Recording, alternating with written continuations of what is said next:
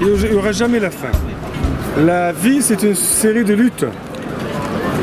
Et la grande guerre que l'être humain peut mener, c'est contre l'injustice, contre la pauvreté, contre la barbarie.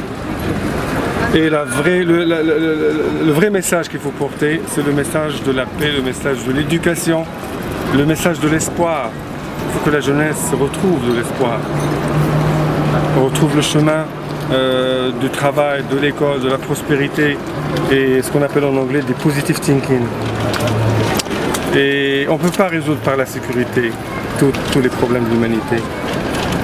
La vraie sécurité, c'est quand l'individu est intègre, bien éduqué, aime la terre, avec un message éducatif, avec aussi des médias qui sont là pour sensibiliser les gens à œuvrer pour le bien-être de l'humanité, pas être l'interlocuteur des vendeurs d'armes.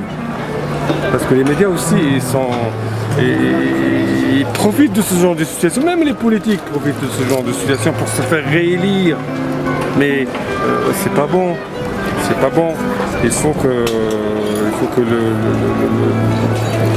que les sociétés retrouvent le sens et le bon sens de l'humanité. Voilà. Et notre différence fait notre richesse. Vous voyez, et la vraie richesse, c'est l'échange entre les humains et pas le cloisonnement des humains, pas les frontières entre les humains. Vous voyez, moi, à mon sens. Et ces individus qui agissent comme ça, c'est des gens qui n'ont rien vu, qui n'ont rien compris à la vie. Ils n'ont pas voyagé, ils n'ont pas vu d'autres cultures, ils n'ont pas compris que moi, je ne suis qu'un petit élément et même pas l'équivalent d'un atome dans cet univers. Donc voilà, donc plus on regarde globalement, plus on comprend globalement, on agit mieux localement. On agit mieux au niveau individuel, au niveau de notre vie quotidienne. Je pense que ces gens-là sont complètement déconnectés de la réalité. Aucun lien social, aucun lien, donc, et en plus de ça, donc, ils étaient des proies faciles à l'endoctrinement. J'ai la chance d'avoir été éduqué par des parents qui sont musulmans, mais qui sont ouverts d'esprit. Ils sont ouverts d'esprit dans la mesure où ils ont voyagé. Par exemple, moi je suis d'origine marocaine, ils ont voyagé pour mon père. Vous êtes né ici à Montpellier? Moi je suis né au Maroc, j'ai passé 20 ans, même plus de 20 ans au Maroc, et presque la moitié ici, la moitié au Maroc. Donc mon père c'est quelqu'un qui était certes pas à l'école, mais le fait qu'il a voyagé partout au Maroc par le biais de son métier, parce qu'il était dans l'armée, il a compris beaucoup de choses. Ma maman aussi. Mais je pense qu'il y a quelque chose qui passe avant tout, c'est le sens des valeurs. Voilà, quand vous aimez déjà vos semblables, même ceux qui sont différents de vous, et vous aimez à ce que vos enfants aient une éducation meilleure. Pas dans le sens où ils vont devenir, je sais pas quoi, des génies, non, juste qu'ils soient de bons citoyens, qu'ils aiment les autres, qu'ils font du bien, qu'ils font pas de mal. Ça, c'est des valeurs qu'on commence à perdre de plus en plus. Et après, donc le fait aussi que j'écoute, j'essaie un petit peu de comprendre. Et je peux vous dire une chose, c'est que il faut aller vers l'autre. Il faut aller vers l'autre pour le comprendre et surtout comprendre soi. Il ne faut pas dire que toujours les problèmes viennent de l'autre. Parfois les problèmes viennent de moi aussi. C'est ça, la remise en question. Les gens ne se remettent pas en question. C'est toujours l'autre, mais c'est facile. Et vous savez ce qu'on dit en psychologie, quand vous projetez, quand vous parlez des problèmes qui viennent de l'autre, en quelque sorte vous êtes en train de projeter vos faiblesses sur l'autre. Et ça vous rassure. Et ça vous emprisonne parce que ça vous garde dans cet état d'incohérence et dans l'incapacité de prendre les bonnes actions pour pouvoir apporter les bonnes solutions aux problèmes. Voilà, donc je pense que tout est lié. Hein. Je pense qu'un pays prospère, avec une économie prospère, avec une société où tout le monde trouve sa place, on trouvera moins de possibilités qu'il y ait des actes qui de cette manière abominable. Je pense. Je reste positif. Et il faut que les médias commencent à parler des gens qui sont... Juste 5 jours, il y a 5 jours, même moins que 5 jours, toute la France était avec les Euros. Et voilà, et la on était finale, heureux, même moi, j'avais mon vélo. Il y a quelques millimètres qui a fait toute la différence entre les grandes joies et tout ça. Et hier soir... Mais ça c'est le sport ça, oui. Et j'espère que les gens se battent sur un terrain. On joue au foot, on joue au basket, on joue en je sais pas quoi, plutôt que de jouer à des jeux mortels comme ça. Mais qui c'est qui a gagné? Personne. Qui c'est qui a gagné? C'est rien, c'est que des pertes humaines. Des pertes dans... Il y a des gens qui vont perdre confiance dans l'avenir. Il y a des gens qui vont commencer à penser à être de plus en plus extrémistes, à être de plus en plus individualistes. Personne n'a rien gagné. On n'est jamais tout seul. Même quand on agit par rapport à ce qu'on a entendu, par rapport à ce qu'on nous a dit, par rapport à ce qu'on a compris. Aujourd'hui, on n'est jamais seul, même avec Internet, avec des gens. Peut-être pas directement, mais au moins vous adhérez à leur folie. Moi, je trouve ça de la folie. Ça n'a rien à voir avec l'islam. Parce que le vrai islam, c'est une connexion entre vous et le bon Dieu. Vous faites vos prières, vous demandez au bon Dieu de vous aider et de aider vos semblables dans la vie. Et il y a même, c'est dit donc, dans la religion musulmane, il faut travailler dans le bas monde, au-delà, comme si vous allez vivre éternellement. Et il faut travailler aussi pour l'au-delà, comme si vous allez mourir demain. Ça veut dire que l'islam demande à ce qu'il y ait cette réflexion d'équilibre, c'est-à-dire voilà, la balance entre la vie, voilà, et l'au-delà. Donc, mais tout en restant dans comment dirais-je, à l'échelle individuelle. Et si tout le monde fait pareil, ben, je pense que la société serait propre, serait vivable, serait même agréable à vivre. Et je peux vous dire une chose, il y a deux catégories, je pense, d'individus. Il y a ceux qui croient que le bon Dieu il est puissant, donc il nous protège. Je pense que ceux-là, les bons musulmans. Et il y a ceux qui croient qu'ils sont capables de protéger Dieu. Alors là, c'est des fous. C'est des fous qui se protègent eux-mêmes déjà. Le bon Dieu n'a pas besoin d'eux de les protéger. Qu'ils lisent un peu, qu'ils voyagent, qu'ils ouvrent leurs yeux. La vie, il faut lutter pour la vie, pas pour la mort. Je comprends pas. Je comprends pas. Et je pense que ça, c'est...